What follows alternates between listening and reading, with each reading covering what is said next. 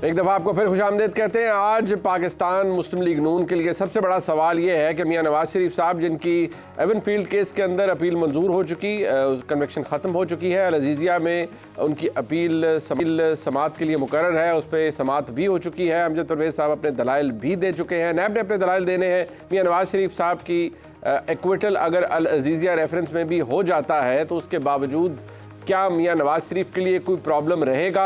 वो इंतखाबात में हिस्सा ले पाएंगे, चौथी दफ़ा वज़ीर आज़म बन सकेंगे या नहीं, ये एक सवाल है।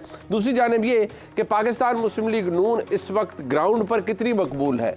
पाकिस्तान मुस्लिम लीग नून फ्रंट रनर के तौर पर सामने आ रही है और हर कोई ये कह रहा है कि मुस्लिम लीग नून ही हुकूमत बनेगी या मुस्लिम लीग नून लेड हुकूमत बनेगी। लेकिन जो ग्राउंड के ऊपर हालात हैं वो क्या हैं? यानी मरीम नवाज शरीफ साहिबा का वर्कर्स कन्वेंशन हुआ जलालपुर जट्टा में, उस पर बहुत लेदे की जा रही है, बहुत एतराज़ किया जा रहा है और जो सोशल मीडिया पर इस वक्त मुस्लिम लीग नून के मुखालफीन हैं उन्होंने कहा है कि ये एक फ्लॉप शो था, इसको करने की ज़रूरत क्या थी, और इससे ज़ाहिर होता है कि अवाम मुस्लिम लीग नून के साथ नहीं। जबकि दूसरा नैरेटिव ये है कि एक छोटी जगह है, यहाँ पर मुस्लिम लीग नून इतनी मजबूत नहीं है। इस वर्कर कन्वेंशन से या इसके कामयाब या नाकाम होने से ये बात ज़ाहिर नहीं होती कि मुस्लिम लीग नून इंतखाबात में अच्छा परफॉर्म नहीं करेगी। हालात क्या हैं, किस तरफ जा रहे हैं, इसके ऊपर बात करेंगे। मैं अपने मेहमानों का तारुफ करवाता हूँ, हमारे साथ मौजूद हैं। बहुत शुक्रिया आपका, मुल्क के नामवर सहाफ़ी हैं, बहुत शुक्रिया जनाब अब्दुल क़य्यूम सिद्दीकी साहब, मुल्क के सीनियर सहाफ़ी हैं, बहुत शुक्रिया अब्दुल क़य्यूम सिद्दीकी साहब आपका भी। क्योंकि सिद्दीकी साहब से हम पूछेंगे क्योंकि आम मामलात, आम केसेस भी लगे हुए हैं, लेकिन जहाँ ये मकबूलियत की बात है ज़रा इस पर बात पहले हो जाए। अब राना सनाउल्लाह साहब, अज़मा बुखारी साहबा, मुस्लिम लीग नून का ओवरऑल जो स्टांस है पाकिस्तान तहरीक इंसाफ की मकबूलियत के हवाले से, वो क्या है, वो जरा सुन लीजिए। पीटीआई तो ये कहती है जी आज आप कर लें, आज आप लेवल प्लेइंग फील्ड दे दें, हम पीएमएलएन से कई ज्यादा मकबूल हैं। वो तो जी वो बिल्कुल सोशल मीडिया पे मकबूल होंगे बॉट्स के जरिए। एक जमात है जिस सोशल मीडिया पर उनका वोट बैंक का वो कितना वो फ्रॉड है सारा, वो सोशल मीडिया पे सारा फ्रॉड है, इस फ्रॉड में ना आए आप।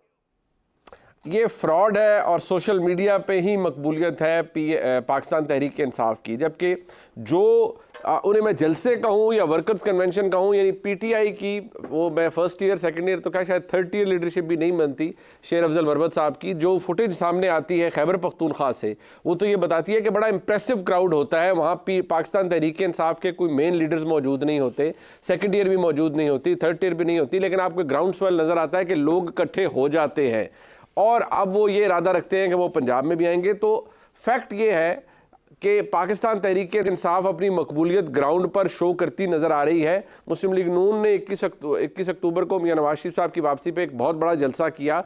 बाद में लोगों ने तनकीद ज़रूर की थी कि लाहौर की शमूलियत कम थी, पूरे पाकिस्तान से लोग आए, लेकिन at the end of the day एक बहुत बड़ा जलसा था जो कि मीनार पाकिस्तान पे किया गया। लेकिन उसके बाद से लेकर अब तक कोई बड़ी परफॉर्मेंस कोई जलसे की सूरत में सामने नहीं आई। जो ये वर्कर कन्वेंशन हुआ इसके ऊपर बहुत एतराज़ हो रहा है। सो एक्चुअली ग्राउंड पर मकबूल कौन है और क्या ये रेलिवेंट भी है अब या नहीं? अतर काज़मी साहब, फ्रैंकली ये जो मुस्लिम लीग नून के दोस्त बात करते हैं कि ये सब सोशल मीडिया पे फ्रॉड है, ये बॉट्स की मदद से किया जाता है एंड ऑल दैट, चले उनकी तनकीद अपनी जगह सही, लेकिन how do you see it? क्या ये कह देना कि पीटीआई ही पीटीआई है और मुस्लिम लीग नून कहीं पर नहीं है, ये दुरुस्त है या ये भी मिसकंसेप्शन है? नहीं, देखिए नून लीग एक बड़ी सियासी जमात है, अरसा दराज से वो सियासत कर रहे हैं और उनके वोटर सपोर्टर मौजूद हैं, ग्राउंड पे भी मौजूद हैं। आपको जलालपुर जट्टा में भी नजर आए और उस तनासुब से नजर आए जिस तनासुब से उनकी सपोर्ट है ग्राउंड पे। अब जो ये कहा जाता है कि जी सोशल मीडिया के ऊपर एक जमात मकबूल है, नहीं, ऐसी बात नहीं होती। देखें जो समाजी राब्तों की वेबसाइट्स हैं, ये जो सोशल मीडिया है, ये आपके समाज का अक्स है।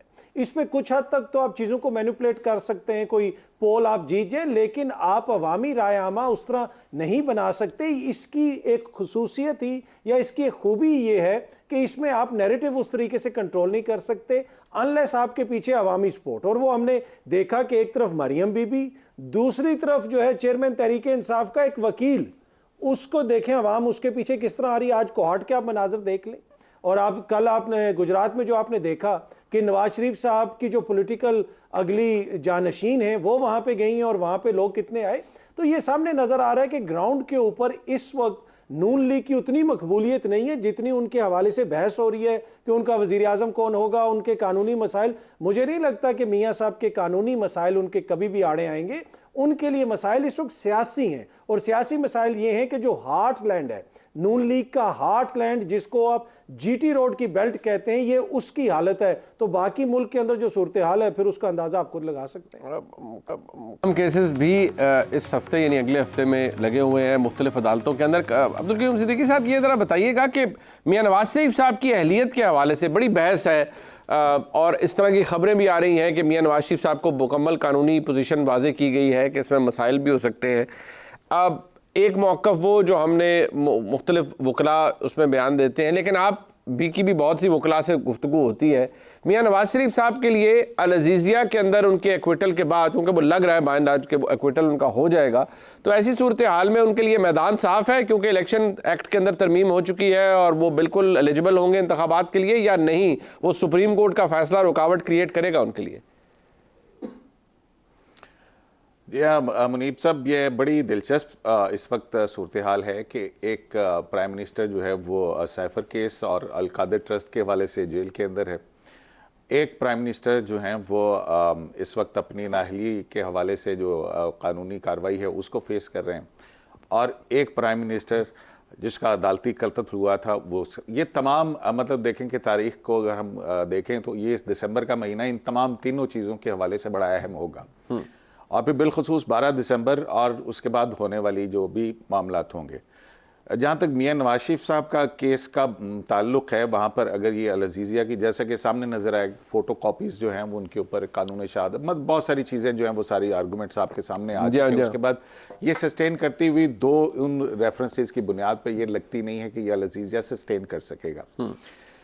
अब यहाँ पर ये सवाल बिल्कुल बहुत अहम है कि जो सुप्रीम कोर्ट ऑफ पाकिस्तान का जो डिक्लेरेशन है, ऑल्दो कि वो उसकी जो ताहयात नाअहली की लिमिट कर दी गई है 5 साल ताहयात नाअहली जो है इलेक्शन एक्ट के अंदर, लेकिन वो जो डिक्लेरेशन है मेरा ख्याल है कि उस हवाले से प्रॉब्लम होगी, और ये लड़ाई जो है वो कागजात नामजदगी दाखिल करने के बाद से गालिब इम्कान ये है कि सुप्रीम कोर्ट तक ये पहुंचेगी कि इसकी मामले की इंटरप्रिटेशन के हवाले से। तो सब अच्छा है कि तो आवाज़, मेरा नहीं ख्याल है कि अभी भी अल अज़ीज़िया में अगर रेफ़र कर दिया जाता है और फिर वहाँ पे दोबारा शुरू हो जाता है, गो के अब कहा कि नहीं होगा, लेकिन जो है वो हालात इतने अच्छे या बेहतर अभी उस हवाले से नहीं लगते हैं। जहाँ तक इमरान खान साहब का ताल्लुक़ है, तो वो उन्होंने वो जो ट्रायल की पेचीदगियाँ या खामियाँ जो थी जो कि उनको अपील की स्टेज के ऊपर फ़ायदा पहुंचा सकती थी, वो उन्होंने अपनी कानूनी हिकमत अमली के तहत जो है वो पहले ही ख़त्म करवा ली हैं। तो अब साइफर को भी 12 दिसंबर को आपको पता है कि फर्द जुर्म जो है वो उस पर आयद होनी है, और फिर उसके बाद ट्रायल जो है तेज़ रफ्तारी से चलेंगे। ये अच्छा, ये काज़मी साहब ये फरमाइएगा कि ये एक इम्पॉर्टेंट फैक्टर है कि यहाँ कबूलियत और मकबूलियत इन दोनों का एक कॉम्बिनेशन होता है, या एट टाइम्स कबूलियत ज़्यादा डोमिनेट करती है।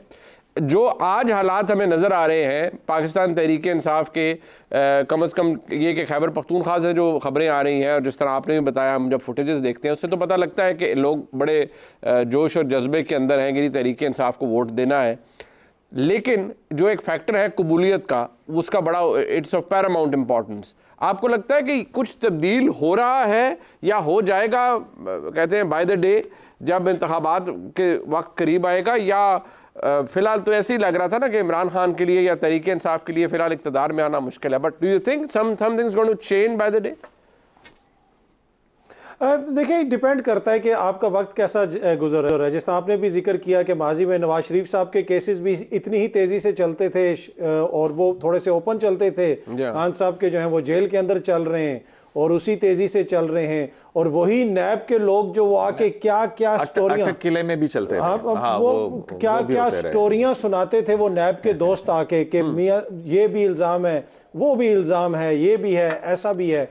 तो वो अब वही नैब जो है उनका रवैया क्या है वो भी पूरी कौम के सामने है। दूसरी बात ये है कि सियासी जमातें देखें, फिर मकबूल लीडर हो ना तो वो अक्सर वो कहते हैं जी खौफ के बुत तोड़ दो, खौफ के बुत तोड़ दो। तो वो मेरे ख्याल में अगर जेन्युइनली मकबूल लीडर हो अकबर एस बाबर की तरह, तो उसके कारकुन तो खौफ के बुत तोड़ के रेड जोन में आके इलेक्शन कमीशन के सामने एहतजाज भी कर लेते हैं। उनको भी पता है कि दफा 144 हो सकती है, हमारे ऊपर मुकदमा हो सकता है। आपको पता है इस रेड जोन के हवाले से कितनी सेंसिटिव वो आपको पता है ना कि वो असल में कारकुन किस है, वो भी आपको पता लग ही गया होगा। नहीं, वो अकबर है, नहीं ये आप देखें ना, आप लोग ज्यादती करते हैं। एक बंदा मशहूर है, मकबूल है, अकबर एस बाबर, तो आप लोग क्यों जेलस हैं जी? मैं क्यों जेलस हूँ? अकबर एस बाबर का कारकुन पहुंचा रेड जोन में, उसने कहा मैंने चेयरमैन बनना है, मैं पीटीआई का। तो मसला ये है कि ग्राउंड रियलिटी तो यही है, ग्राउंड रियलिटी वही है जो आपको भी नजर आती है, मुझे भी नजर आती है। बाकी अगर किसी के साथ कोई मैं ये समझता हूं या कोई और ये कहता है कि आइन के मुनाफी किसी के साथ, मियां साहब के साथ सलूक हुआ या खान साहब के साथ हो रहा है, मैं नहीं समझता कि पाकिस्तान में कभी भी ऐसा होता है। पाकिस्तान में हमेशा आइन कानून के मुताबिक चीज़ें होती हैं, और जब चीज़ें क्लियर होती हैं तो फिर वो सिस्टम उसका मुदावा कर देता है, वो कहता है ओ सॉरी पहले गलती हो गई थी, तो अब देखें अब ये ठीक हो गया। तो इसी तरह चल रहा है और सब कुछ आइन और कानून के मुताबिक। मतलब लेकिन आपको ये लगे कि जो आज इमरान खान साहब के साथ है या जो भी केसेस हैं सब कुछ, देखिए एक केस है उसकी बड़ी अहमियत है, मैं उस पर चाहूँगा अगर आप क्विकली रिफ्लेक्ट करते हैं, वो है वो 190 मिलियन पाउंड का केस। उसको अब बड़ी स्पीड लगी हुई है और वो उसमें गवाह की लिस्ट भी आ गई है, कुछ लोगों ने बयान अपना रिकॉर्ड भी कर दिया। कहा जाता है कि वो असल केस है, लेकिन वो असल केस इतनी स्पीड में उस पर ट्रायल होके सारा कानूनी जो ट्रायल के स्टेजेस हैं वो क्रॉस करके वो फैसला होता हुआ नजर आ रहा है आपको 8 फरवरी से पहले? देखिए, इस असल केस में जो असल बंदा है, जिसके असल अकाउंट से असल मनी पाकिस्तान आई, और वो असल बंदे का कोई नाम ही नहीं लेता। मलिक रियाज साहब जो है इस केस के करता धरता या रुए रवा हैं, पैसा उनका था, उनके यहाँ एडजस्ट हुआ।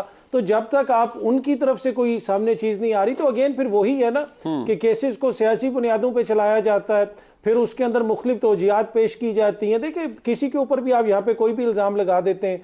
आप अगर ये इतने ज़्यादा असल केस हैं तो फिर आपको क्या ज़रूरत है कि किसी के बेडरूम से लेके निजी उसकी ज़िंदगी तक आपने सब कुछ करना है। सारे कार्ड्स भी आपने इस्तेमाल कर लिए कि जी वो मज़हब कार्ड इस्तेमाल करता है तो वो ये करता है, तो बाकी कौन सा यहाँ पे कोई योगा करता है या मेडिटेशन होती रही है यहाँ पे सब इसी तरह सियासत होती है।